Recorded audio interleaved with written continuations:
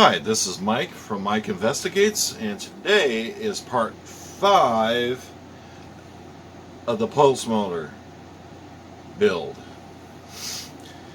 And I got it in front of me, the components roughly, and I'll spin you around and we'll get started. Okay, in front of this is the pulse motor, and I got some a bus bar. These are independent in nature, which means this goes to there, and they're totally isolated. So I'm planning on putting that there, possibly maybe over here. I don't know yet, but we got our adjustable potentiometer.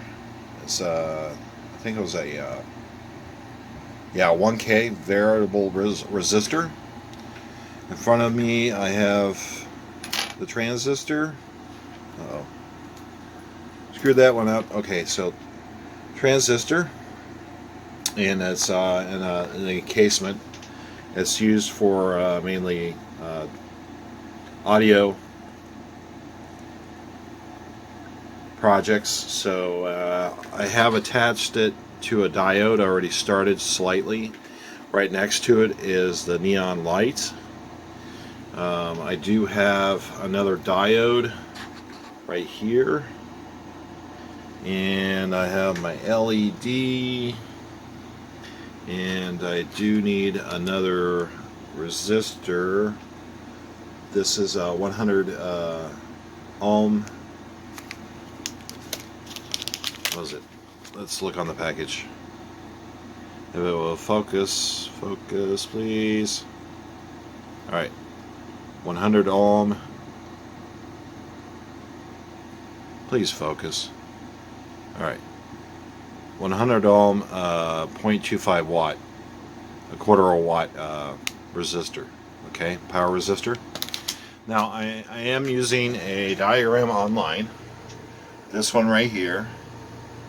You can pause the video if you want and get that, and that's what I'm going to be using is to build this. So I'll be back in a second. Okay, and I'm back. So I decided that I'm going to go ahead and put this bus bar right here. I do have some screws that I'm going to put it into it. I'm going to go ahead and like position it right about there. I got my little handy dandy drill.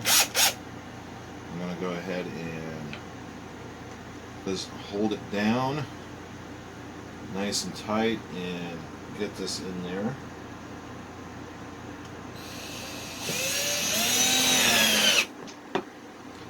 Okay. 1.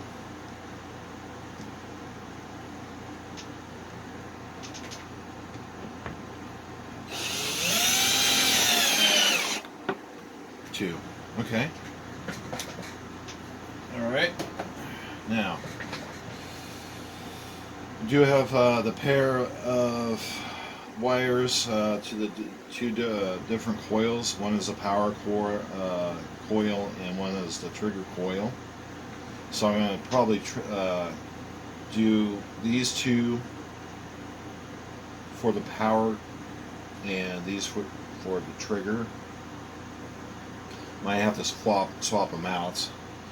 And I do have these spade terminals. Now I'm going to cut these ends off and use these for the terminals.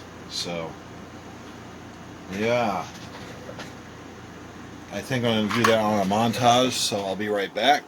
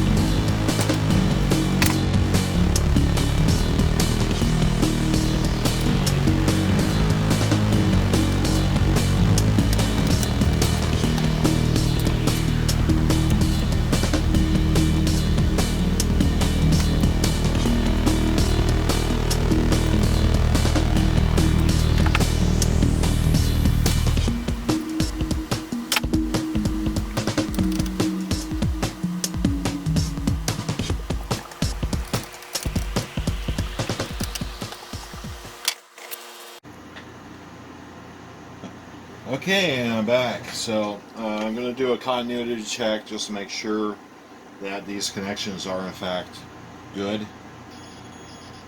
So if you can hear this, all right. So this was a the power one.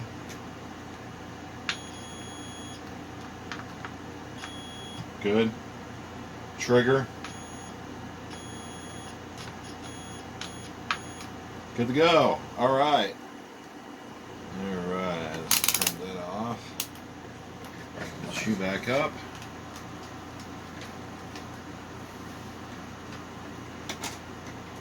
Now, to map out where I want to put all this stuff. So, I do have an adjustable knob that I need to secure someplace. Then I have two indicator lights. One will be the LED, which will be flashing for every pulse that the pulse motor does. Then the neon light is a safety mechanism if you don't have your other charging battery hooked up. As opposed, so that actually is a alternating current light bulb, basically a neon light. It just has a resistor connected to it. So that's the safety mechanism for this. I think right now I'm just going to concentrate on functionality, and I'll probably just kind of lay stuff on here and connect it, and then pretty it up later on after it's actually running. So I'll be back in a second. Okay, and I'm back. So I got the old soldering iron firing up. Where's the indicator light? Where is it? There it is. It's going to heat up. And I'm going to solder this together. And this diode, make sure that this is the collector, base, and emitter. So, and the way that you actually look at these is that if I put this section above is shorter than this section below it. So on the diagram, if you look up on a diagram on the internet of this type of transistor, you see the 2, 3 up on top. That's the base is on the left, the emitter is on the right. Those are the two pins, and the body is the collector. So that's base and collector, or excuse me, the collector is the body of it, which I'm connected up here. So the base and emitter. So this diode right here, we need to go in between the base and the emitter, and the silver side of the diode, that silver strip right there, that's the negative side. So according to the diagram, we want to go the negative side to the base and the positive side to the emitter. So I'm going to do that kind of high up, twist them around that, and have the ends kind of exposed, and we'll go ahead and solder that. I probably will do that on a montage. So let me put you back up here if I can, and see if you can get this in the shots.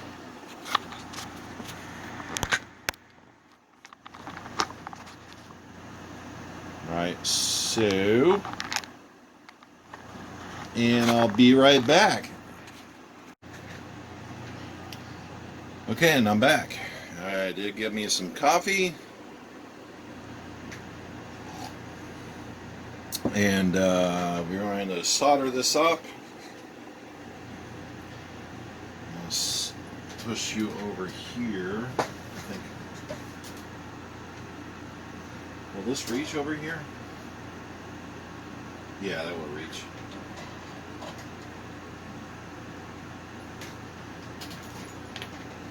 Okay, so get my solder ready.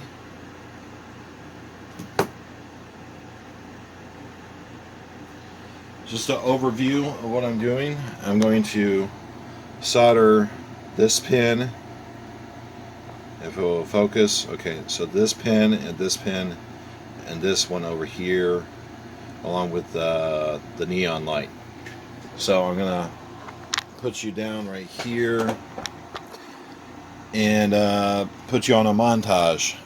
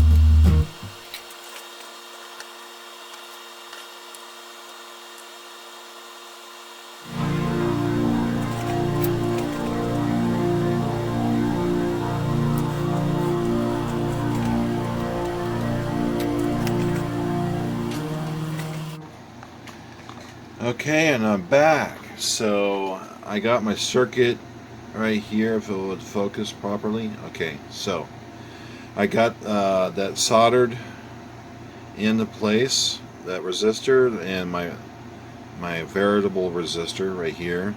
It is connected up to the terminal board along with these ends. I do have these ends connected. I harvest those and resoldered the ends to connect. Now white is going to be my ground cable to my these two right here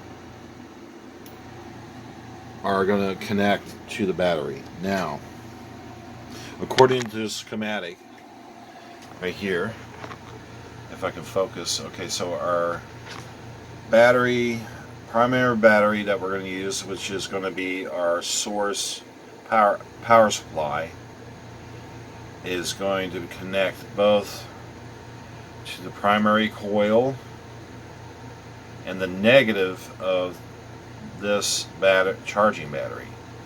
Now the negative is to this diode, which off the emitter, which is this side right here. So I'm going to connect my battery, the DC power supply, to this one right here and this one right here. and then connect these two to my charging battery. And then we'll spin this up and see if it'll run. And I'll be right back once I got all that connected. Okay, I'm back. So I'm going to adjust this real quick. Okay, so let's measure the voltage of this battery real quick. And it's going to be, this is positive, that's negative. Can we see that in the shot? Yeah, we can. Okay, so positive, negative.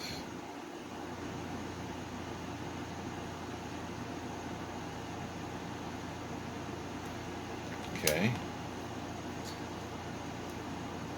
It's not even reading any voltage whatsoever. Let me disconnect this real quick.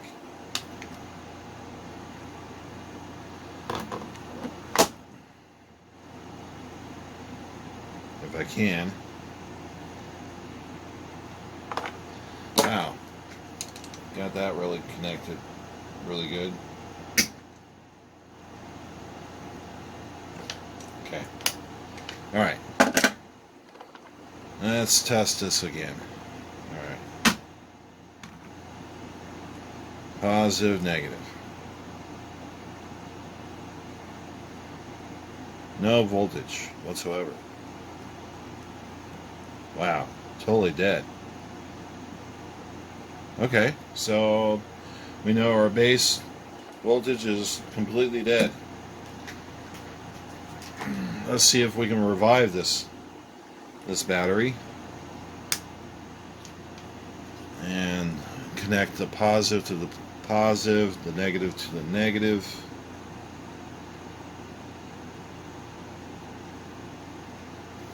Alright, now I already got the negative lead ground, or the negative connected already. Now I just need to hook that positive up to my brown wire right there. So let's go ahead and turn this thing on and see what voltage we have connected to it. Let's go with course. Let's go with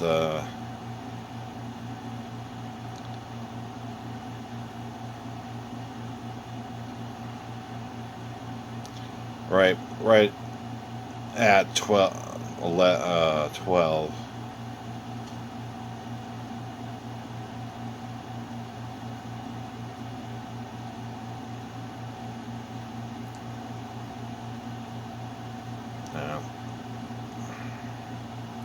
Turn that all the way back down. Let's go back up right there. Okay, right there.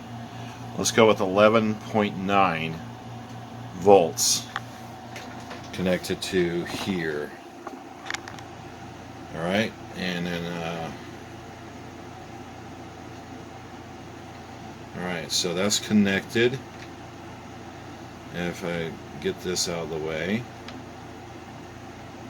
and it's reading same, and we are connected. So let's go ahead and start spinning this and see what happens.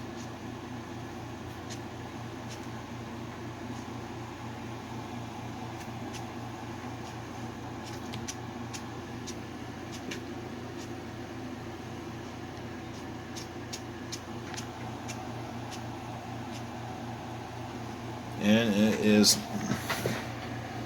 oh, it's hitting the, okay. And I'm not getting any indication that this is firing or not on my LED. So I'm going to troubleshoot that, and I'll be right back. Okay, and I'm back. So I did some troubleshooting, and what I messed up on was my negative terminal coming in onto the other side of the diode. So this cable to my power cable right up here, I had this one out of this coil right here. It was going on this side of this diode. So I switched it out, and I got this hooked up right here, and I don't have the battery connected right now. That's the positive, that's the negative. And this neon light bulb is rated at 120 volts. Okay, now I bridged that LED because I think that's not supposed to be an LED. That's supposed to be like a grain of wheat light bulb. Just a regular light bulb, not an LED. So I'm going to have to replace that. But I'm just bridging it with a jumper cable. This one right here. So now I do have this variable resistor all the way up to 1K, 1000 ohms. So let's go ahead and turn this on. We're at 11.9, and let's throw this a good spin, and look at this. And it's buzzing.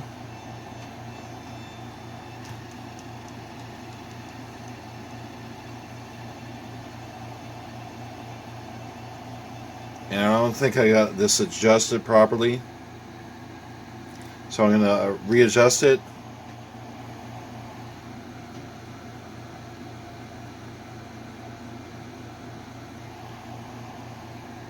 And I'm going to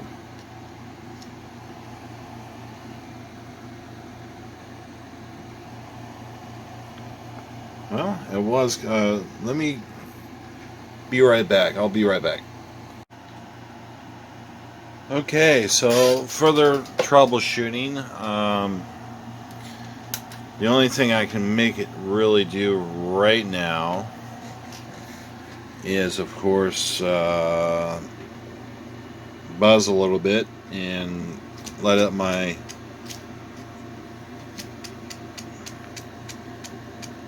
neon light. Also, when my neon light is going up, it is giving me a reading off these terminals. So I need further troubleshooting. So I think that this will be the end of this video.